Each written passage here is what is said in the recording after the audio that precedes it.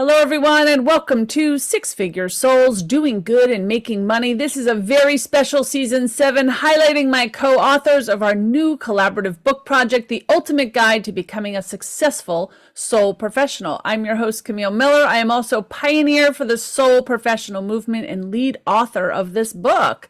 Today, we are interviewing Dr. Sonza Curtis. She is a naturopathic doctor and a co-author in our book. Dr. Sonza, thank you so much for joining us today. Thank you for having me, Camille. You are Thank so you. welcome.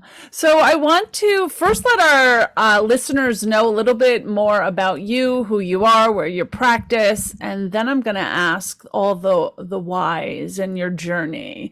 So do you want to start us off by just telling us a little bit about you and your practice?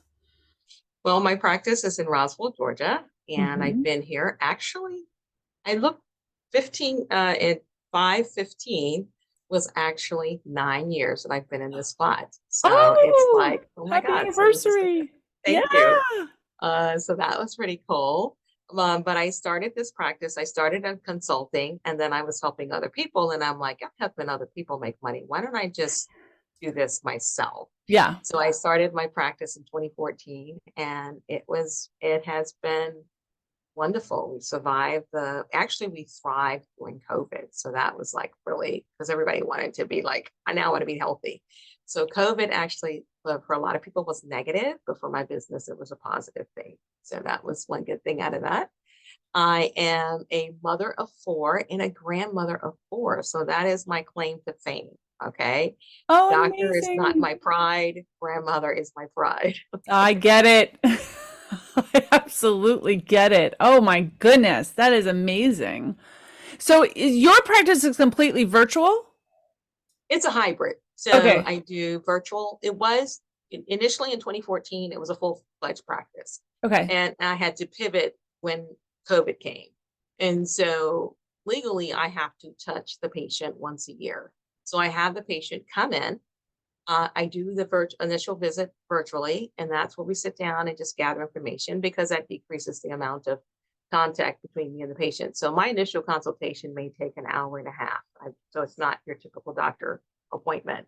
And then I have them come back into the office, and then that's when we do the physical exam. I draw their blood, and we get body composition, and that happens on their second well, it's actually the second part of the first visit. So together it's their initial consultation, but we Gotcha. break it up into that. Awesome. So for people that may be unaware of a naturopathic medicine or a doctor or a practice, can you just explain a little bit of how that differs from maybe Western medicine or the typical what people think? Because you can be a primary care physician in Georgia. You can. You I am a can. physician assistant as Okay. well. Okay. So naturopaths aren't licensed in the state of Georgia. So technically, I'm Yep. a physician PA. assistant Hmm. nat, uh, natural provider. Um, but the truth of the matter is, Camille, all medicine starts from plants. And so I know. You're preaching it's to the just choir. Yeah. so when people want to see what's the difference is, it's the synthesization of it, and that's what happened. I remember when I started school, years ago in mid 90s, that the first thing was lifestyle medicine. You did Mm, 6 months, and then you put somebody on blood pressure medicine or diabetes medicine or that time because you give a person a chance to correct that. But bringing forward to 2020 or even 2020 2023, it's not that. It's like, okay, you got one reading high blood pressure, all right, one reading of elevated blood pressure, we're putting on this med yeah. there, see it. We don't even have the time. And then we changed. Like, you go to the doctor, like I said earlier, I spent an hour and a half. Most of the time it's a 7-minute visit. They did a Yeah. research at 7 minutes. What can you gather out of a 7-minute visit? You can't gather any information. I look at your history. I look at your happened to your parents. I look at how you were born. I look at the triggers, and I look at, all the illnesses and how they stack upon each other, because that gives me the roadmap. That lets me know what happened in your life and what point that, the straw that broke the camel's back, you Right. know, but people think I got sick. January 21st, 1999. But when I look at that history, I'm like, no, it was brewing all year. It was Yeah. brewing, brewing, and brewing. And then you had a stressful event, and that's when the wheels came off. So that's different in seeing a naturopath. We look at lifestyle modifications first, and we look at getting to the root cause of the issue. Um, I had an incident yesterday. This lady was so fixated on metabolic syndrome. How are you going to fix my metabolic syndrome? How are you going to fix my metabolic syndrome? And I said, after I did the history, I said, you're not sleeping. If you're not sleeping, your cortisol goes up. Your insulin goes up. Your insulin goes up. You got weight resistance. And your insulin resistance, which equals weight resistance. So the root cause of your metabolic syndrome is not your metabolic syndrome. That's a manifestation of the disease. We need to get to the root cause, and let's get you sleeping, and then we'll deal with the metabolic syndrome. Wow. People aren't used to that. No, they want to just fix it. I want to fix it now. Give me a pill. Yes. So did you always want to be a naturopath, or was it something you grew into from a different career? I always wanted to do medicine. Okay. And my grandmother was an inspiration because my grandmother, my dad was in the military, Mm-hmm. and my grandmother was from rural Arkansas.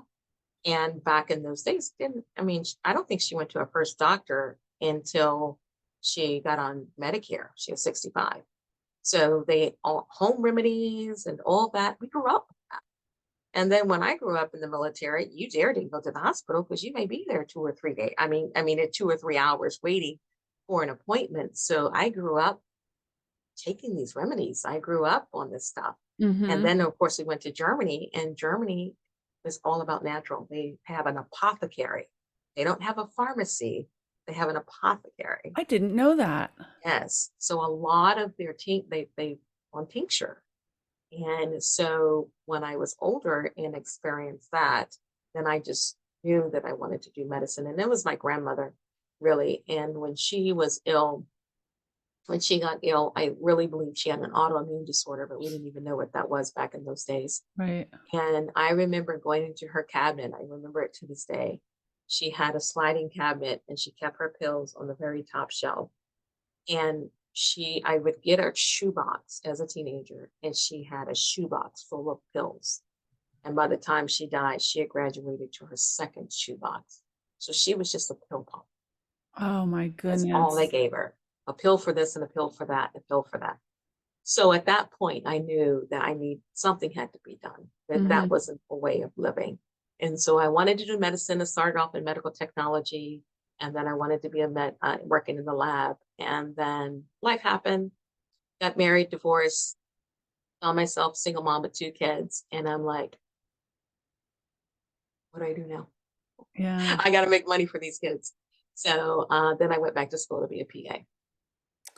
Nice. And coming out of your PA practice, did you know at that point you were sticking to naturopathic medicine, or was your PA program part of naturopathic medicine? No, my PA No, I didn't program think was so. not. I can say I learned a lot, and I wouldn't trade my journey for the world because I use a lot of that knowledge that I did learn. So Okay. now it's a marriage. I got the Western married the Eastern, and now we have a nice little baby, and it's Okay. big. So, and I understand both sides, and I think we can't throw the baby out with the bathwater. Agreed. Because I think understanding, like, if I'm having a heart attack, don't give me an herb. Yeah. If I got MRSA, don't give me an herb. Give me something that's going to get me better. We are great in the medical world of treating acute Agreed. issues. Yep. But we have not mastered the chronic illness, and that's where my love is. Mm-hmm. So I was just tired of being a pill for an ill. Yeah. Working with people coming in, I was doing ENT and surgery, and one lady came in and they had one twin, and they said, let's go put tubes in the other one so I don't have to be back here, in 2 weeks. And I'm going on a trip, and just give me the antibiotics. I'm like, you don't really have a sinus infection. I said, just give me just give me an antibiotic. And that antibiotic, you know, and I'm like, no, you can't have an antibiotic. So sorry about that. So yeah, so that was was my pivotal point, that people did not want to take responsibility for their own care. Yeah, I think Wanted that is still prevalent Yeah. for the They US, want you but to yeah, they want you to do it for them. Like, yeah, if you can do it for me. So yeah, that was kind of my pivotal point. And I started my journey as a naturopath in 2004, and I haven't looked back. yeah, beautiful. So you started off our interview saying that you helped others be successful and build practices. Tell us a little bit about that. What was your role in helping others be successful? Going in and assessing the situation and making sure the paperwork was together. Like, I remember one time I was doing corporate wellness, and they wanted to bill certain things. And I'm like, how can you bill for an brachial index when you don't even examine the leg? So it was that type of thing. Like, okay, your insurance they will not pay for this. So going in and showing them the medical side, they had the business side, but showing them how to maximize their dollars with that, and Okay. showing them how to run the practice. Because it's like, if you needed this, you need this. And it's interesting, I'm at a standstill. I know what to do, but I'm almost paralyzed in a sense. Now I got to grow my team, because I know what to do, and it actually drives me a little bit crazier, because this has to be done, this has to be done, this has to be done, but I'm only one person, so I can't do it all. So Yeah, that's classic entrepreneurship, right? You don't have the money to hire what you need, but you need to hire people to continue scaling. And it's that like catch 22 that I find myself in that all the time, right? And then yes. you have to make so much more money to pay for the team you just hired so you could make more money. And I think we make very pitfalls. I've hired in the past just for a warm seat, but I'm focusing on hire to where I want to go. Yeah. And so that takes a stretch. Yeah. Have you found that leadership skills have been developing along the way? Because if you're, I'm assuming this happens with everyone, but I'm assuming in medicine as well, that you're trained to be a doctor, you're trained to be a healer, you're trained to help, right? You didn't really go to business school. And then once you get the business going, you really weren't trained to be a leader either.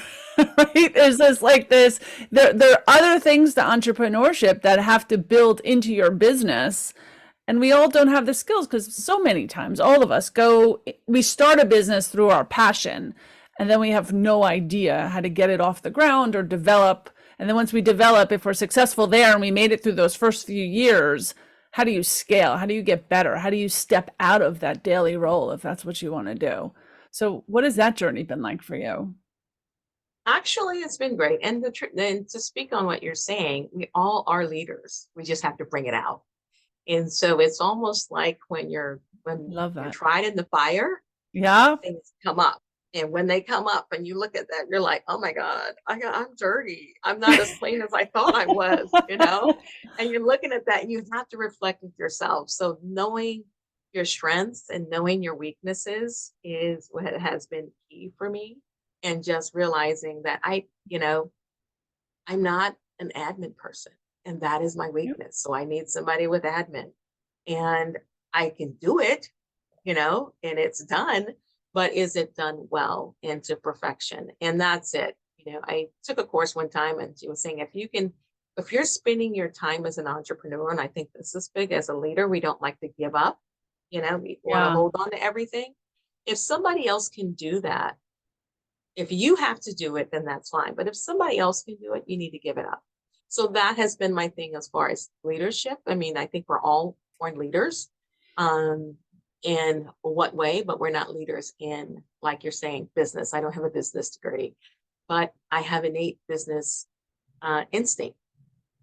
And Yeah. I think that's entrepreneur. We have the instinct. Might not know the why, but we know this has to be done, you Yeah. know.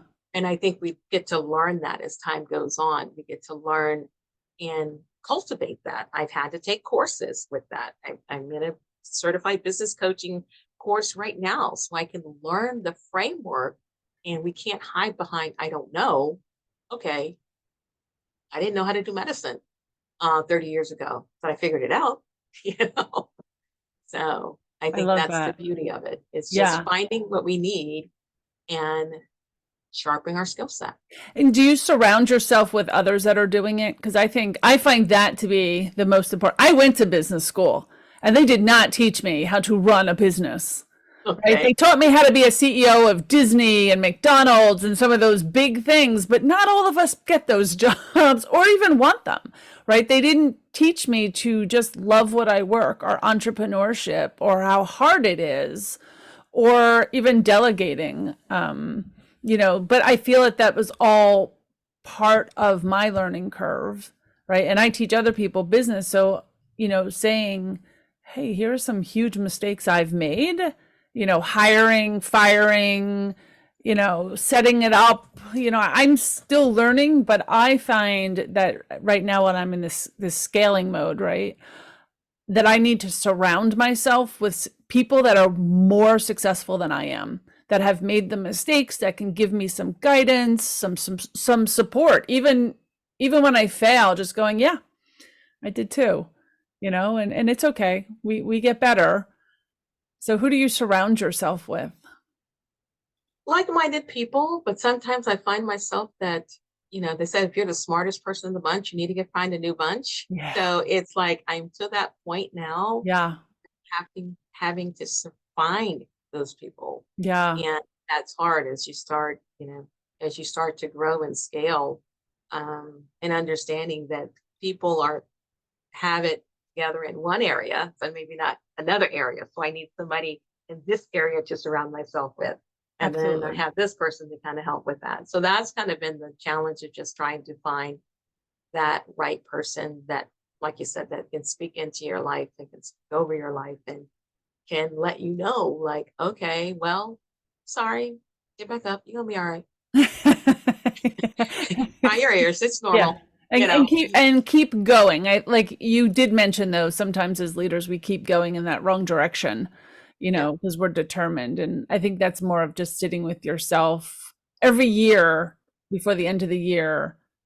I sit with myself kind of and shed what didn't serve me and just like kind of be really honest. Like, really, did that just, if you're pushing against a wall and it ain't moving, is that really what you want to continue doing? you know? Yeah.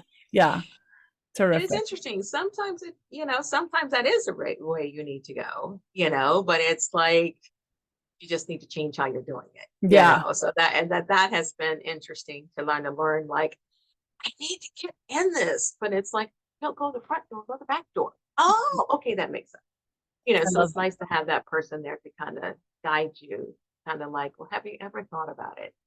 So that's why I love the book, being around, you know, like-minded people. We're all in the same, same stage where we're trying to scale. We built, but now it's time to expand and grow and get our message out there. And I think it's beautiful what you're doing with this book. Thank you. Let's talk a little bit about your chapter. What was the chapter? What's the name of your chapter that you wrote? The Healing Legacy, Finding Purpose and Passion and Pursuing Natural Medicine. Beautiful. And what was your experience writing? I know that you've been in a collaborative book before, so this wasn't your first experience writing, but I always find, even though I've done a collaborative book before, or our first book, that every time I write my story, I feel something different from it. It's not, writing is much different than saying it, talking about it with others. But when I write it, I feel like I'm also releasing something. Yeah. Right. And it goes a little deeper. What was that experience like for you this time? It was really honor and belonging, and I'm doing what I need Mm. to be, what I need to do. And it's, and my grandmother, just her imprint. But as I was writing it, I focused so much on my grandmother. And then after I finished, I'm like, but it was my grandfather too. He's kind of was the drive. And I left that part out. But I that was the realization, because my grandfather only had a sixth grade education. But Oh, he was a carpenter. And Mm-hmm. he could walk in a room and say, this is 11 by 12 room and I need 20 sheets of sheetrock. And I'm looking at him like, huh? What? And when he finished, he would be like, he could do math like nobody's business. So because he couldn't read that well, I would have to go into his Sanford and Sons red truck and sit there, and we would drive around to his different sites and I would read his contracts. So that was like, Wow. I never thought about that. But as I'm writing the book, it came up and I'm writing my chapter. And I was like, I totally forgot this over here. I've been focusing on this, but that really was kind of the drive for the business. So, for this book, it was talking about your business, and I didn't share it in my chapter, but as I finished, I realized that he played just a major role as my grandmother did. What a beautiful story. Wow. And you can see how connected you are to your grandparents. Yeah. What a beautiful story. And you can see the passion and the inspiration that was brought to you through all of that. So beautiful, Thank so you. beautiful.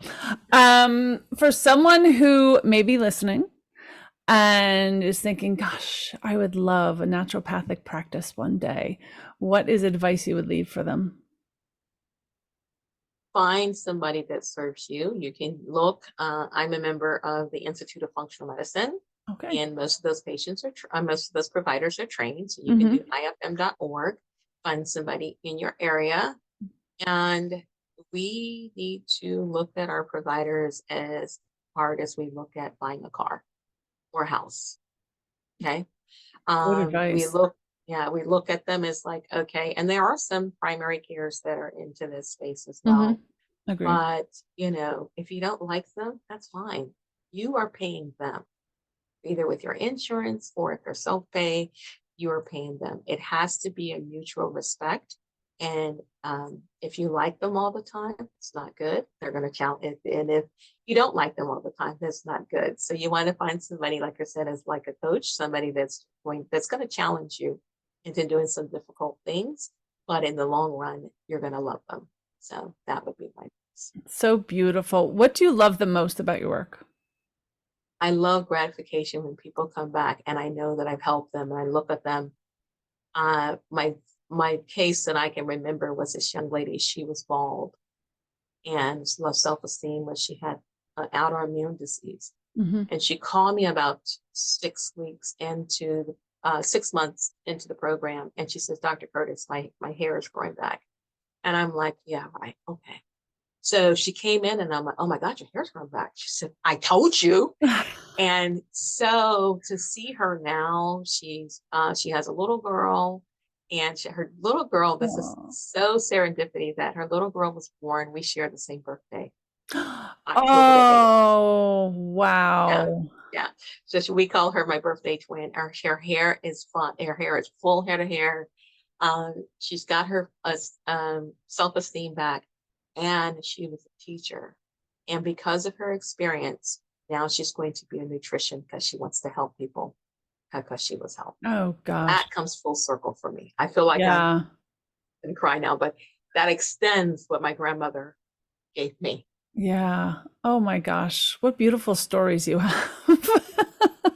I can't wait to read your chapter.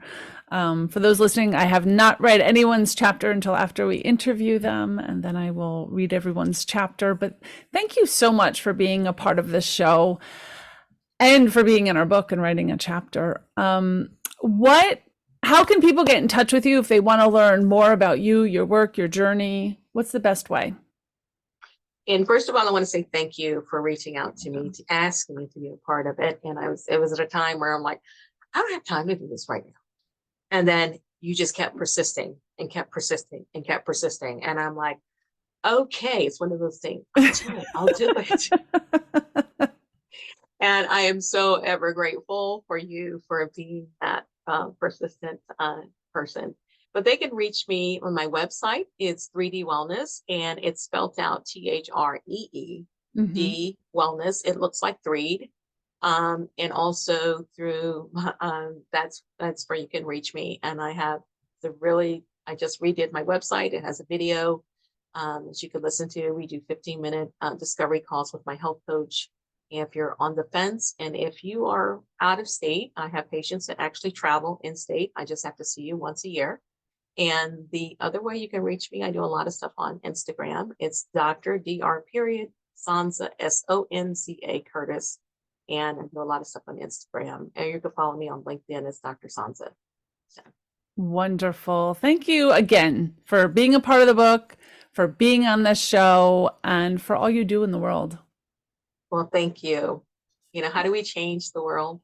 One person at a time. And thank you for Absolutely. being that extended person to make me bring it out. So thank you. Thank you. All right, everyone. Thank you as well for joining us today. For more information about the Soul Professional Movement, you can go to soulprofessional.com. This podcast is sponsored by the Natural Life Business Partnership, a global professional organization and business incubator for the soul-aligned entrepreneur. If you live in a higher vibration, have an alternative approach to business, and want to help repair the world, join us to learn more at soulprofessional.com, and you can find a date for our next meet and greet. Bye, everyone, and thanks for being a part. Bye.